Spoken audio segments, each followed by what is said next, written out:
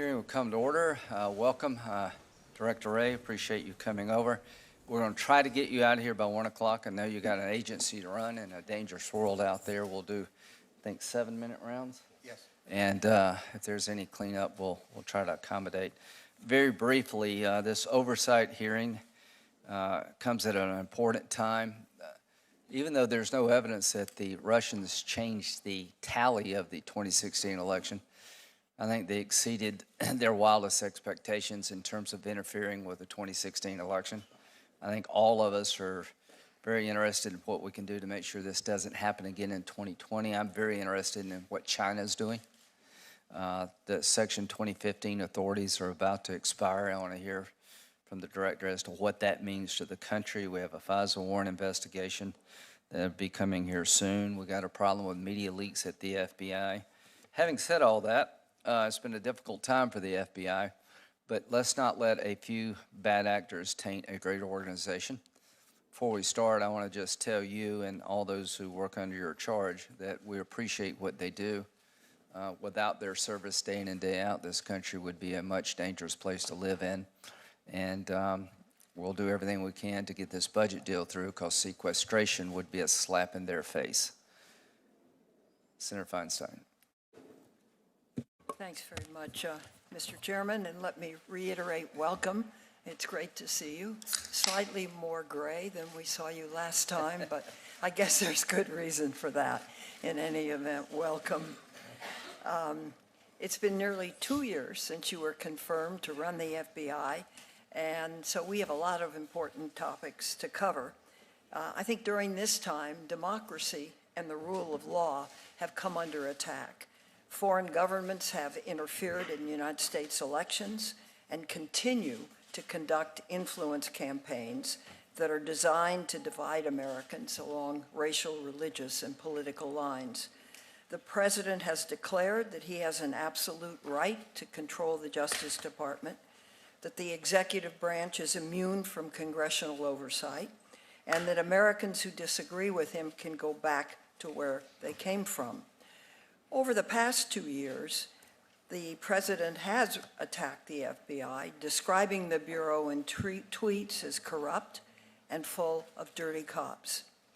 He has also suggested that the FBI is part of a deep state and politically biased against him. It's my view that these claims are false and that they're harmful. They undermine public confidence in the FBI's ability to enforce the law impartially, which you do. Internal employee surveys show that while morale was high in 2016 under former Director Comey, it has declined in 2017 after the President fired the director and began publicly attacking the Bureau. While the President has claimed that the FBI's investigation of his campaign's possible coordination with Russia was started illegally, the Mueller report confirms that there was a legitimate and lawful reason to open the investigation. The Mueller report explains that the FBI started investigating possible coordination between the Trump campaign and Russia in response to information provided by a foreign government shortly after WikiLeaks started releasing documents stolen by Russia from the DNC.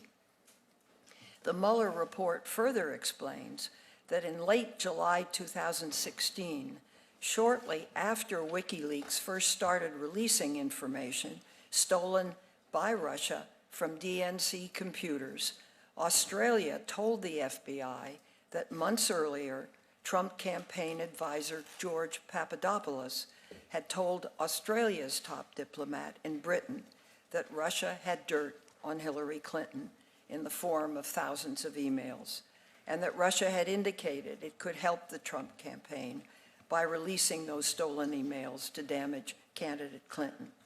In fact, the Mueller report concluded the Trump campaign welcomed, encouraged, and expected to benefit electorally from Russia's efforts. We should be grateful for the work that law enforcement does to stop foreign governments from interfering in United States elections. This is especially true now with another presidential election ahead. We know that Russia's efforts are ongoing and that other foreign powers will not hesitate to exploit opportunities to interfere in our elections and democracy. You have warned us, Director Wray, that Russia is, quote, adapting and upping their game, end quote, and have described Russia's efforts to meddle in the 2018 midterm elections as a, quote, dress rehearsal for the big show in 2020, end quote. You have also stated that, quote, enormous strides, end quote, have been made since 2016 to protect our elections.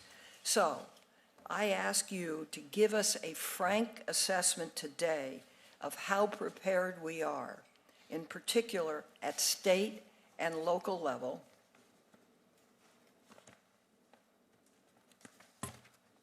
to identify and address foreign interference in the 2020 election.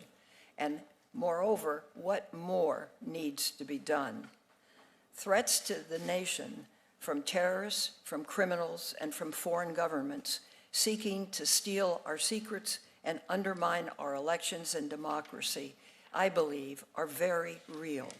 The 37,000 men and women of the FBI are on the front lines, every day addressing these threats and helping Americans be safe. The FBI is not a corrupt institution or the deep state.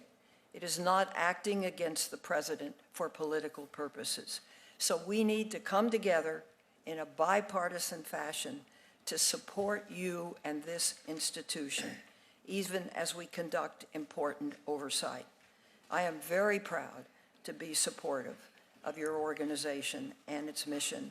I thank you for your leadership. I know it's tough, and we look forward to hearing your testimony. Thank you, Mr. Chairman. Thank you. Before I turn it over to the director, just a quick comment on Senator Feinstein's opening statement.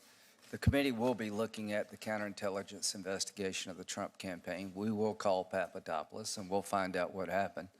We'll wait on Mr. Horowitz to do his report about the FISA warrant abuse, but we'll take a deep dive into the 2016 surveillance by the FBI and other organizations of campaigns, make sure that we know what we're doing and there are protocols in place going forward to ensure that we don't play politics with the law. Mr. Wray. Thank you. Thank you, Mr. Chairman, Ranking Member Feinstein, members of the committee for the... Wait a minute, I need to swear you in. I apologize. All right. Raise your right hand, please. You solemnly swear the testimony you're about to give is the truth, the whole truth, and nothing but the truth, so help you God. Thank you. Sorry about that.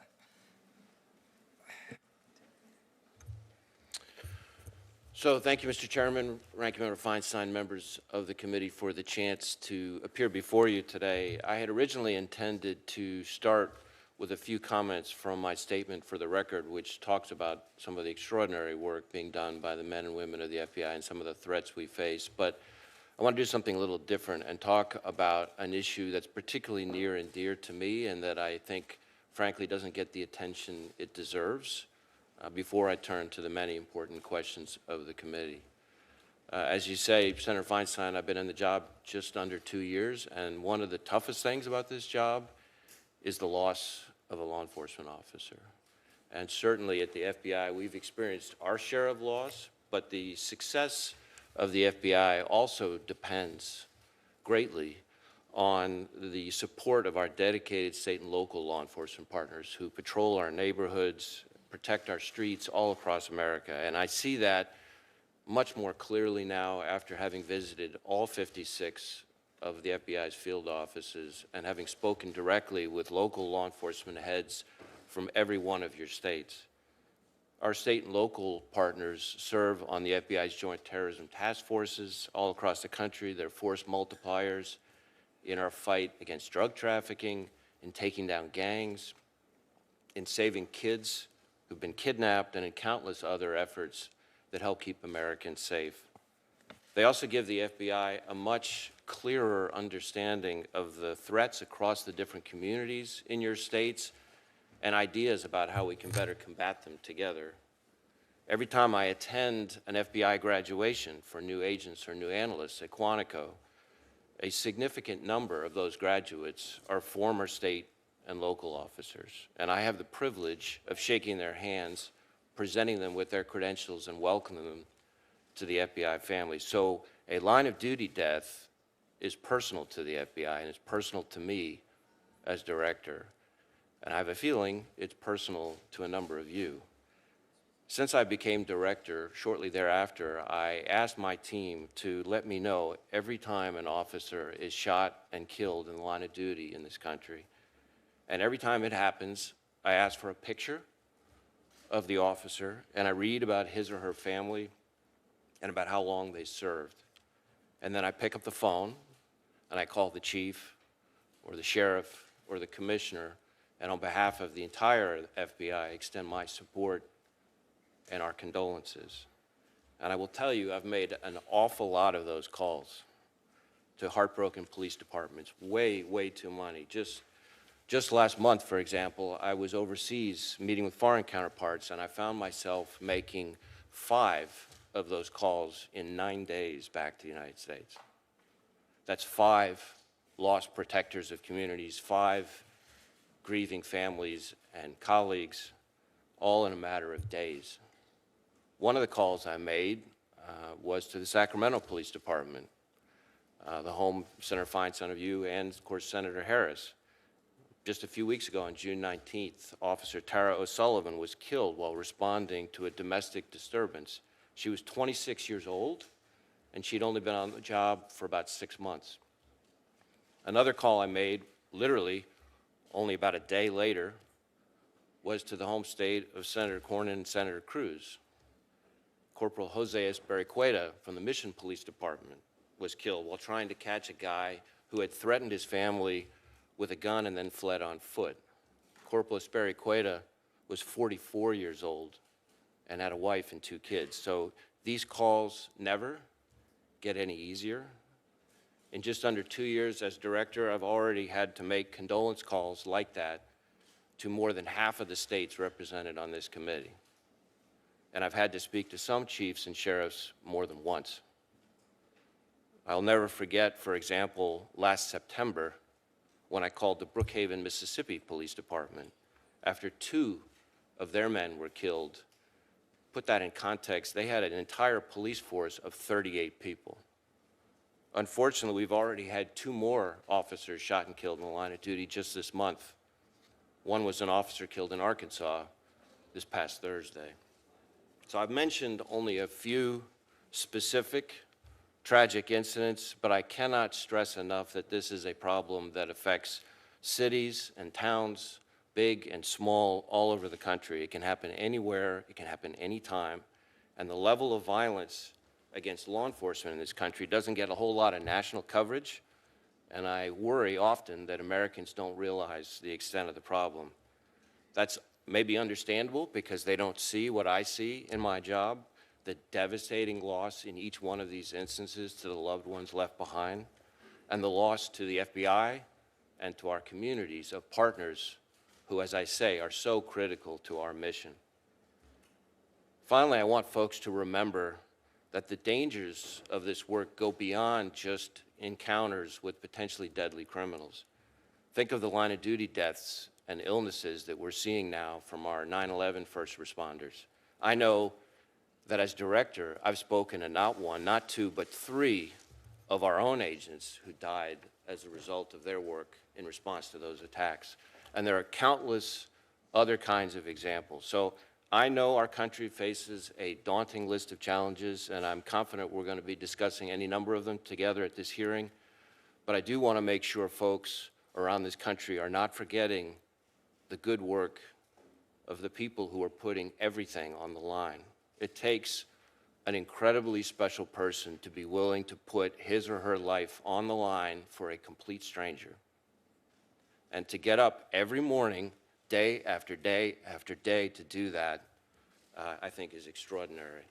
So I think we owe it to them and to their fallen comrades to do whatever we can to make their work safer.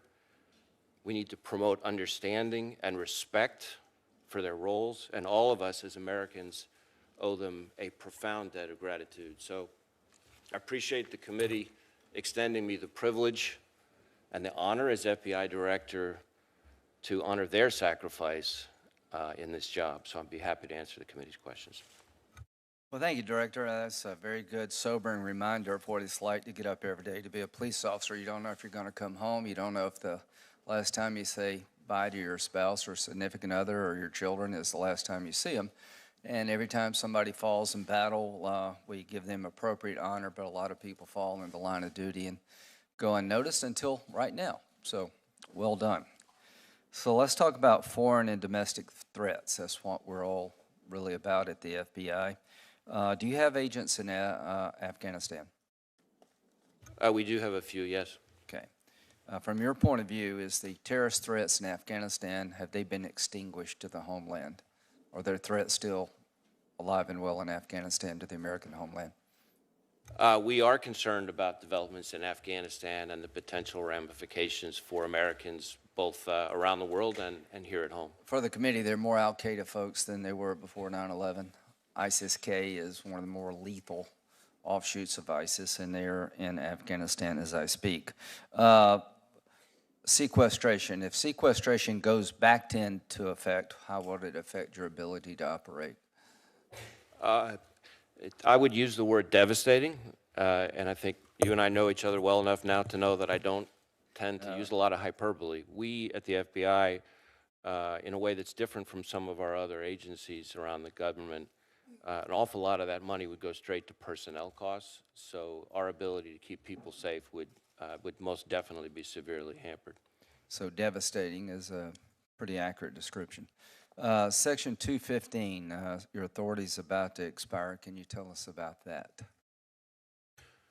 So under the USA Freedom Act, there are really three provisions that are particularly relevant to the FBI that are set to expire if we don't collectively act here.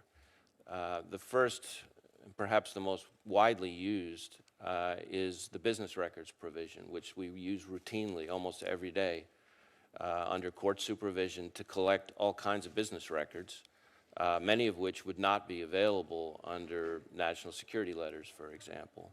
So that's something that we use all the time in our national security work. If you lost that authority, how would that affect your ability to operate? It would affect our counterterrorism mission profoundly. It would affect our counterintelligence mission profoundly, and increasingly, it would affect our cyber mission profoundly. Okay, and there are a couple other authorities, so you're hoping for reauthorization? Is that your request to the committee? Well, certainly these are indispensable tools, and I think we would look forward to working with Congress to make sure that we don't lose the ability to use these tools to keep Americans safe. They're all court supervised and subject to extensive oversight. So I mentioned in my opening statement the 2020 election. Do you have what you need to provide election security from your lane, from the Congress? Do you have the money and the statutory authority you need? Well, from our lane, of course, at the FBI, our primary focus is on the malign foreign influence piece. There's a separate election infrastructure piece that DHS deals with the states on more. We feel that we have significant resources devoted to the foreign influence piece, and the President's budget that's currently up before the Congress asks for additional resources to help us do that. Is there any law that we need to change that would help you? You don't have to answer right now, just get back with me. We can always use more tools in the toolbox, but at the moment I can't think of one on the foreign influence piece That's fair enough, specifically. you just get back with me. The Chinese, what are the Chinese up to when it comes to counterintelligence operations and bad things? So, Mr. Chairman, I would say that there is no country that poses a more severe counterintelligence threat to this country right now than China. And I That's say saying a lot. that is saying a lot, and I don't say it lightly. Who would be second? Probably Russia. What's the difference between first and second? So China is fighting a generational fight here. And when I say China, I want to be clear. This is not about the Chinese people as a whole, and it's certainly not about Chinese Americans in this country. What it is about, though, is about a country that is, in a variety of ways, through the Chinese government, the Chinese Communist Party, using not just government officials, but private sector entities, non-traditional collectors, et cetera, to steal their way up the economic ladder at our expense. And we have, as we speak, probably about 1,000 plus investigations all across the country involving attempted theft of U.S. intellectual property, whether it's economic espionage or counterproliferation, almost all leading back to China. And so it is a threat that's deep and diverse and wide and vexing, whether it's in terms of the kinds of actors that are used, the kinds of techniques are used, the kind of targets that are used. And so we're working extremely hard with all of our partners to combat it. But make no mistake, this is a high, high priority for all of us. Are the Russians still trying to interfere in our election system? The Russians are absolutely intent on trying to interfere with our elections through, Is it fair to say that foreign influence in particular. everything we've done against Russia has not deterred them enough? All the sanctions, all the talk, they're still at it. Well, my view is until they stop, they haven't been deterred enough. And they're still doing it. Yes. Okay, good. So some of us are concerned about the 2016 election in terms of bias. Do you trust Mr. Horowitz to be fair to the country as a whole when he looks at the FISA warrant process? I will say, Mr. Chairman, in all my experience with Inspector General Horowitz, that while he can be pretty hard-hitting, he's independent, he's objective, he's fair, he's professional, he's thorough, and I have no reason to doubt the integrity or the quality of the investigation he has underway. When it comes to the counterintelligence investigation of the Trump campaign, is anybody providing kind of a deep dive to look at what happened there? Is that part of Mr. Horowitz's charter? Well, I think I would let Inspector General Horowitz speak for himself about the scope of his investigation, but as you know, the Attorney General has doing a review, or has commissioned some people to do a review, and I think that's part of his job, it's part of mine, to get some of those questions answered. Thank you. Senator Feinstein. Thanks, Mr. Chairman. Director, in May, 16 women filed a class action lawsuit against the Department of Justice, alleging gender discrimination in FBI Academy training programs. You, of course, know this. The lawsuit accuses the FBI of intentionally allowing a good old boy network to flourish at the FBI Academy, which has directly led to subjective training standards by which female trainees are dismissed at a higher rate than their male counterparts. Is this true? What has been done to improve hiring and recruitment of female agencies? And has the FBI reviewed its Academy's training program?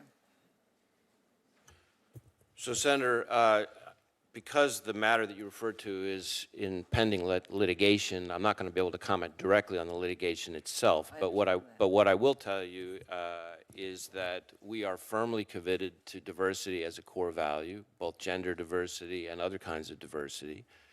And I will also tell you that we are making, in my view, significant strides to improve the diversity of our workforce. In fact, could you be specific? That would be helpful. Sure. The last few basic field training courses, our BFTC, which is our new agent classes, have significantly higher female representation than our current agent workforce. In fact, we have gender diversity recruiting targets for every field office that are pretty aggressive, and the recent classes exceed or are about on par with those targets. So I think we're making a lot of progress. We want to make sure it's done in the right way. I'm sorry? Could we receive some of that information in writing? Sure, we'd be happy to see what we can provide. Said it in general, but I'd be interested in some of the specifics. Former mayor went through some of the same issues with police department. Well, it's something that I think is extremely important to our work at the FBI. I think diversity, for me, is about our ability to make better decisions. I think we're all more effective when we have a variety of viewpoints. I think it's important to our credibility with the public, and I think it's important as a matter of respect. Has the FBI reviewed its academy's training programs? We are taking a look at how things are working down at the academy. Have you made any changes? I'm not sure I have any changes I can describe right now, but maybe we could get back to your office with a little more information about that. Yeah, I'd appreciate it if you would get back to us with any training programs that assure equal treatment of female candidates and strategies to improve recruitment. I went through this as mayor of San Francisco, and I know it's painful, but I also know it's right. So I'd appreciate knowing what's happening. According to Special Counsel Mueller's report, the FBI embedded personnel with Mueller's team, whose purpose, and this is a quote, was to review the results of the investigation and to send in writing summaries of foreign intelligence and counterintelligence information to FBI headquarters and FBI field offices, end quote. The Mueller report says that these summaries contain information that's not included in the Mueller report itself. Have you reviewed these summaries and information?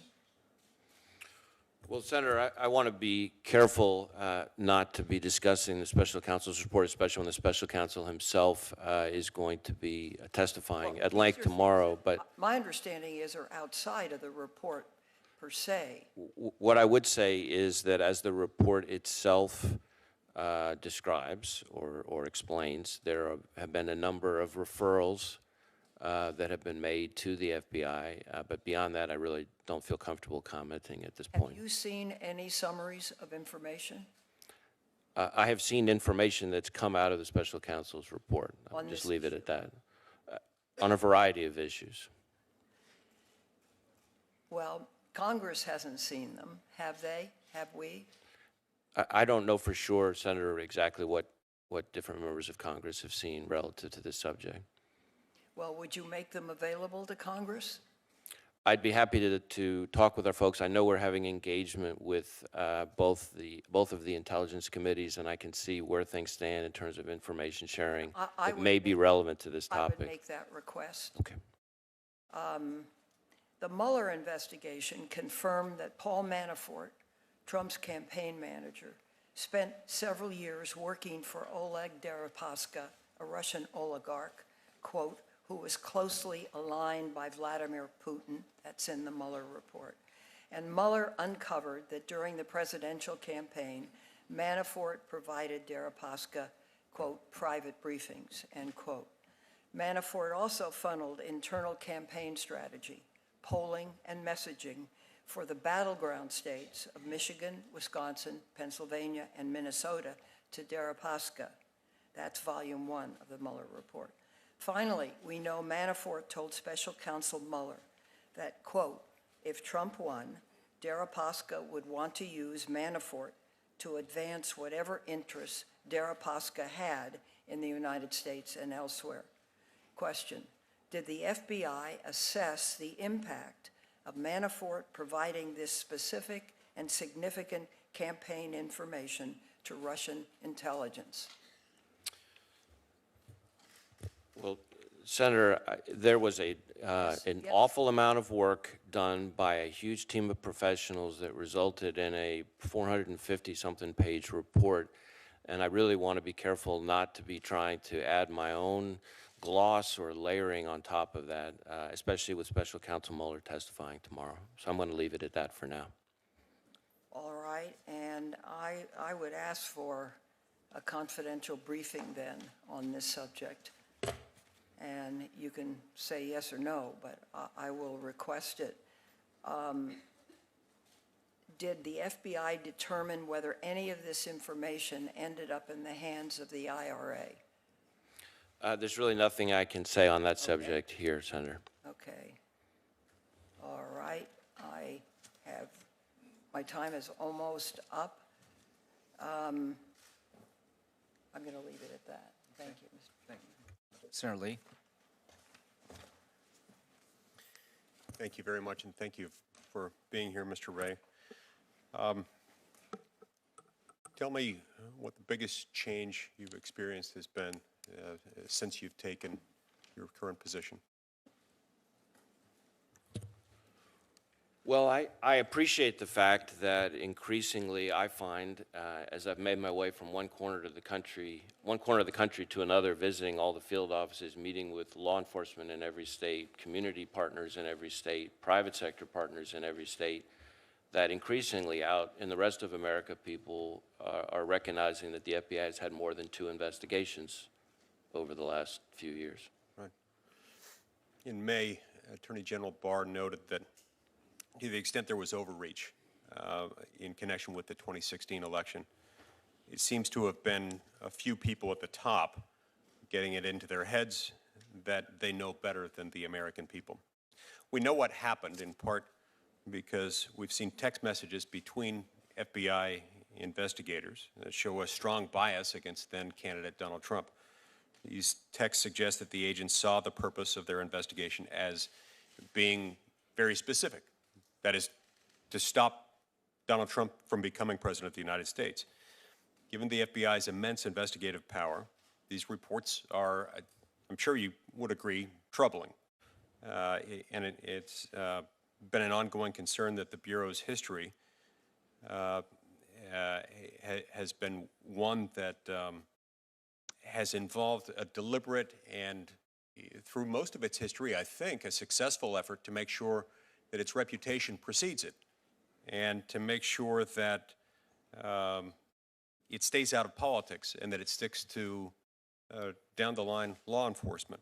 I understand you've made some personnel changes in response to what happened in 2016.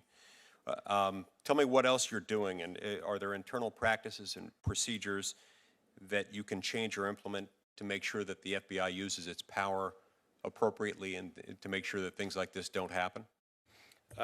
Thank you, Senator. I welcome the question. I would say a couple of things. First, one of the primary messages I have tried to impart to every single FBI audience everywhere I go is that our reputation as an agency, I think, revolves less around our wins and victories and successes over 111 years and more on the way in which we've accomplished those wins. And when we've made mistakes, and over 111 years we've made our share of mistakes, the key is whether we learn from them. But we need to be in a position with every investigation, every intelligence analysis, that we can say when we get criticized or when somebody's not happy with the result of it, and there's always somebody who's not happy, we need to be able to say, hey, I get it. You may not like where it ended up, but you can't really challenge the integrity and objectivity and professionalism of how we got there. So as you say, I've made personnel changes, turned over essentially the entire leadership team. Second, we put in place a number of new policies. Third, I did a full day of training for starting at the top on the theory that the tone starts at the top. So I brought all of the SES workforce across the entire FBI around the world for a day at Quantico. And we had the Inspector General's office, we had judges, we had people like that trying to remind everybody that it's not just objectivity in what we do, but the appearance of objectivity in what we do that's so important. I will say that while we've certainly, as I said, had mistakes and we've taken appropriate disciplinary action when that has occurred, that my experience with the FBI, and I say that I think with a pretty informed basis for it now, is that it is full, top to bottom, of hardworking professionals of the highest integrity, incredible commitment to service over self, and I'm proud every day to work with them. Thank you. Does the FBI or the administration as a whole have a position on the reauthorization of the expiring authorities under the USA Freedom Act? I don't think the administration has taken an official position, although, as I said to Chairman Graham, there are 3 provisions in particular that are keenly relevant to the FBI that, at least my experience has been, are relatively non-controversial, extremely important to our work, and all subject to court supervision. Those are the business records provision that we talked about, the roving wiretap provision, which is essentially equivalent to what already exists under Title III on the criminal side, and the lone wolf provision, which, although it has not been used yet, that is really more because we've chosen to try to use other tools where we can, and the way the counterterrorism threat is evolving, we predict that over the next few years, the lone wolf provision will become more and more important, so we would hate to see it disappear. The collection of call detail records, or CDRs, is authorized by Section 215 of the Patriot Act and is subsequently modified by the USA Freedom Act, has been the subject of a fair amount of scrutiny after it was reported recently that, or after the NSA rather publicly reported that in June of 2018, it was deleting 3 years worth of CDR records due to what they referred to as technical irregularities in the data provided to the NSA from the telecommunications providers, leading to the receipt of certain CDRs that NSA, quote, was not authorized to receive. In March of this year, the New York Times and the Wall Street Journal both reported that the NSA had shut down the entire CDR collection program in 2018 and was considering ending the program entirely. What's the current status of the CDR program? Well, Senator, as you alluded to in your question, that's really an NSA authority, and I would really defer to them for the kind of the latest and greatest on that.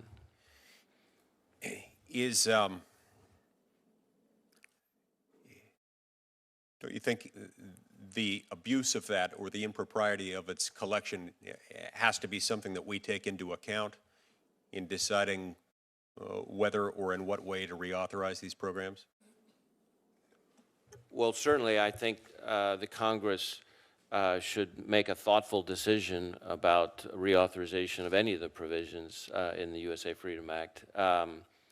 And I think, questions of errors or irregularities or even abuses are appropriate for the Congress to take into account. But the specifics about the CDR program, I'm really going to defer to NSA on. Okay. The 3 provisions I listed off are the ones that the FBI is most focused on. Thank you. Senator Durbin. Thank you, Mr. Chairman. Mr. Wray, welcome. I'd like to ask you a question.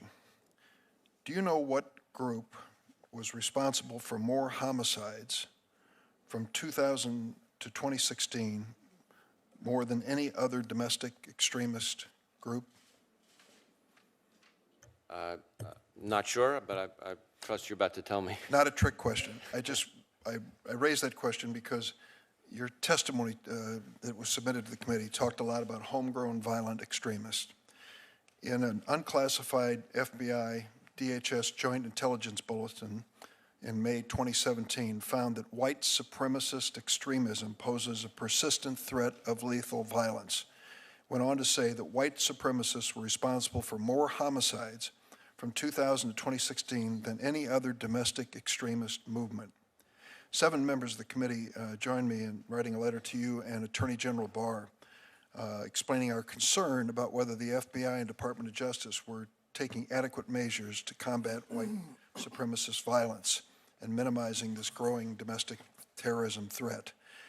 The term white supremacist, white nationalist is not included in your statement to the committee when you talk about threats to America. There is a reference to racism, which I think probably was meant to include that, but nothing more specific. We live in a world where the neo-Nazis and white supremacists are taking lives in many places. A white supremacist murdered 51 Muslim worshipers in New Zealand. 2017, a white supremacist murdered 6 Muslim worshipers at a mosque in Quebec City, Canada. And in the United States, far-right extremists perpetrated the shootings at the Sikh Temple in Oak Creek, Wisconsin, the Emmanuel African Methodist Episcopal Church in Charleston, South Carolina, the Tree of Life Synagogue in Pittsburgh, Pennsylvania, and the Shabbat of Poway, I'm sorry if I mispronounced that, Poway Synagogue in Poway, California. The reason I raise this is because there is a concern that this is not being taken as seriously as it should be, as one of the real threats in our country. And a concern as well that the FBI has now changed its definition when it comes to race-related crimes. They've created a new category for what you term racially motivated violent extremism. It used to be white supremacist incidents. Could you explain to me why there was this change, whether you consider this a serious threat, and what you're doing about it? I ask you this in the context of a national conversation that's taking place every single day under this presidency about the issue of race and incitements to emotion and violence by the people who are using race as the motivator. So, Senator, first, let me sort of unpack your question a little bit. Needless to say, we take domestic terrorism or hate crime, regardless of ideology, extremely seriously, I can assure you. And we are aggressively pursuing it, using both counterterrorism resources and criminal investigative resources, and partnering closely with our state and local partners. In just the last little while, we've had cases involving, for example, the Coast Guard lieutenant who was planning an attack on elected officials and TV anchors here in this area. We've had militia members. Was that motivated by a white supremacy belief? I think it would be a version of that, certainly. Our focus, when you asked about the categorization, our focus is on the violence. We, the FBI, don't investigate ideology no matter how repugnant. We investigate violence. And any extremist ideology, when it turns to violence, we're all over it. And we've had, in fact, and that you don't have to just take my word for it, just in the first 3 quarters of this year, we've had more domestic terrorism arrests than the prior year, and it's about the same number of arrests as we have on the international terrorism side. I ask you to clarify that, because when you talk, I don't know if we're talking about the same thing, but when you talk about homegrown violent extremists, and I talk about domestic violent extremists, are we talking about the same thing? No. So we use the term homegrown violent extremism to refer to people already here in the United States who are inspired by different parts of the global jihadist movement to commit terrorist acts. Okay, we I use get the that. term domestic terrorism to refer to a broader array of threats ranging from anarchist extremism to different kinds of racially motivated violent extremism to different kinds of environmental extremism, et cetera. So let me pursue that for a second. So the point I'm getting to, and the reason I quoted this unclassified report, is if it's violence that motivates the FBI investigation. What we have here is a statement in this unclassified joint intelligence report that between the years 2000 and 2016, the white supremacists were responsible for more homicides than any other domestic extremism movement. Now, I see the distinction you're making, homegrown versus domestic. But let me ask you, can you quantify either one of them for us? Well, in terms of number of arrests, we have, through the third quarter of this fiscal year, had about, give or take, 100 arrests in the international terrorism side, which includes the homegrown violent extremism. This year? This year. But we've also had just about the same number, again, don't quote me to the exact digit, on the domestic terrorism side. And I will say that a majority of the domestic terrorism cases that we've investigated are motivated by some version of what you might call white supremacist violence, but it includes other things as well. I think this is significant. I do not want to diminish the work that you're doing when it comes to the homegrown domestic terrorism in any way whatsoever, not at all. And I understand that as a serious threat to the United States, and 9/11 is proof positive of that fact. But what you have just said is significant. If the number of people arrested this calendar year, when it comes to this extremist conduct, is about equal between those who were inspired by foreign actors, ISIS, Al-Qaeda, whatever it might be, and those who were inspired by white supremacy or at least some version of race. Now, if that's the way I heard you say it, please clarify. So let me clarify. What I just gave you were the number of arrests. The number of arrests. That's not necessarily the same thing as the number of investigations. Right? So that's an important distinction. Assuming the integrity of your department, which I will, the fact that they would make an arrest, it is with the belief that a crime has been committed. The point I'm getting to is we are in a very tense moment in American history on the issue of race. We are having a national conversation that we haven't had in a long time about racism and the reaction, what's acceptable and what is not. And what I'm asking you from the FBI point of view and what you've told me is that we ought to take care, as seriously as we take foreign-inspired terrorism, there is a domestic terrorism underway in the name of race that is as threatening in some respects as the foreign terrorism. That's the way I hear it. Yeah, I don't know that I think the greatest terrorist threat to the homeland is the homegrown violent extremist. I will say that These we would be take foreign-inspired. which when you is say jihadist-inspired Gotcha. violence. That does not mean, by any stretch of the imagination, that we don't take domestic terrorism, including hate crime committed on behalf of some kind of white supremacist ideology, extremely seriously. And we have had a number of very significant arrests. I mentioned the Coast Guard one, but we had militia members in Cleveland stockpiling explosives to build pipe bombs. We had the Cesar Sayoc case involving the package IED. We had the Rise Above movement, where we arrested 8 different people on federal rioting charges. One of them fled to El Salvador, and we got him back. We had the Tree of Life synagogue shooting case, which you mentioned, and the shooting outside San Diego, the attack in the synagogue there. We got 29 count, I think it was, conviction and life sentence related to the Charlottesville matter. So make no mistake, the FBI, working with our state and local law enforcement partners, is all over this. Thank you very much. Senator Cornyn. Director Wray, thank you for opening your remarks with your tribute to local, state, and federal law enforcement officers. It's really important for all of us, not just the professional law enforcement officers you represent, but to the entire nation, to acknowledge and honor these heroes for their service and sacrifice. So thank you for that. You may be interested to know that it's this Friday, it'll be my honor to deliver the Congressional Badge of Bravery to a group of Houston FBI agents for their work during Hurricane Harvey, which was a particularly significant event in my state. And so on their behalf, let me thank you and all of the rank and file FBI agents that do such a great job every day. You'll recall that on November the 5th, 2017, Devin Patrick Kelly killed 26 worshipers at a little Baptist church outside of San Antonio in Sutherland Springs. He injured 20 more people, devastating that community, as we could imagine. We found out that Mr. Kelly was a convicted felon. He had a record of being detained for mental health reasons. He had been convicted of domestic violence, actually even fracturing his stepson's skull during one particular episode. He should never have been able to purchase firearms through a licensed firearm dealer, because he should have failed a background check.